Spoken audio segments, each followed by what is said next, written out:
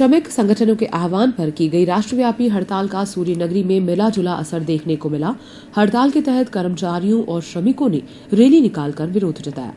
केंद्र सरकार की नीतियों के विरोध में बैंक, रेलवे और अन्य केंद्रीय संगठनों के आह्वान पर राष्ट्रव्यापी हड़ताल के चलते विभिन्न संगठनों ने जोधपुर में रैली निकाली।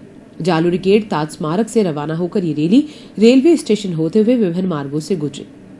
रैली के बाद हुई सभा को संबोधित करते हुए श्रमिक संगठनों के प्रतिनिधियों ने केंद्र सरकार की नीतियों को श्रमिक विरोधी बताया। रैली में बैंक, साधारण बीमा कंपनियों, रेलवे, आयकर सहित असंगठित क्षेत्र के कर्मचारी शामिल हुए।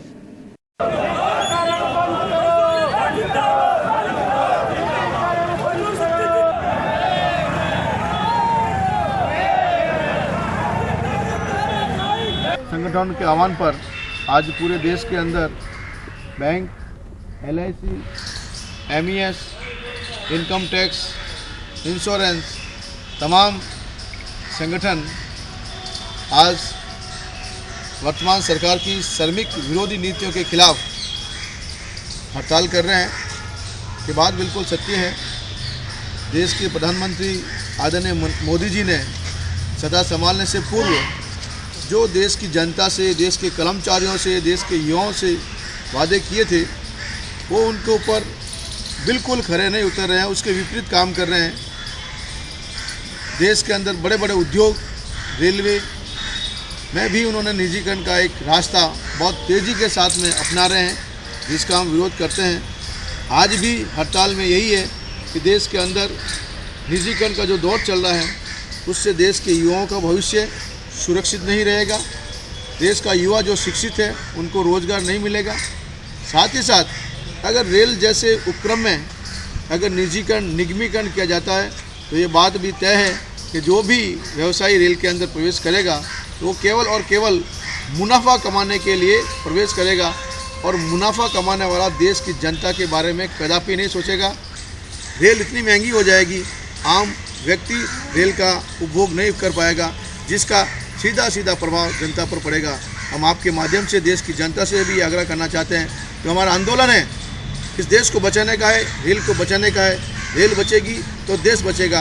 अगर रेल निजी हाथों में चली जाएगी, तो मैं समझता हूँ देश की अर्थव्यवस्था भी इस प्रकार चरमर जाएगी, जिसकी आप और हम कल्पना नहीं करना चाहते। जिन साथियों ने, एनटेक और तमाम जिन साथियों ने आज हड़ताल का रुख अपना रखा है, उन साथियों की उपस्थिति में ताज स्मारक जालोर गेट से एक विशाल रैली के रूप में दो की पंक्तियों में होते हुए रणछोड़ जी के मंदिर के सामने से होते हुए स्टेशन के बाहर आकर आम सभा में तब्दीली हुई और तमाम कर्मचारियों में नहीं, रेल कर्मचारियों में भी इस प्रकार का रोष व्याप्त था कि जो आने वाले समय में जिस प्रकार मजदूरों के अहित की बात की जा रही है, उसको लेकर ज़बरदस्त का एक आक्रोश झलका और तमाम साथियों ने जिस प्रकार अपनी उपस्थिति और भागीदारी निभाई, वो तारीफ काबिल थी। इस प्रकार अगर भारत सरकार समय रहते अपने मजदूर हित को लेकर नहीं कोई कार्रवाई करती है, तो बहुत ही बड़ा एक आंदोलन होने की संभावना है। तो राष्ट्रव्यापी जो हड़ताल हुई, ये केंद्र सरकार की जो नीति है, जिसके अंदर जो निजीकरण हो रहा है, हमारे देश की प्रॉपर्टी जो बिक रही है।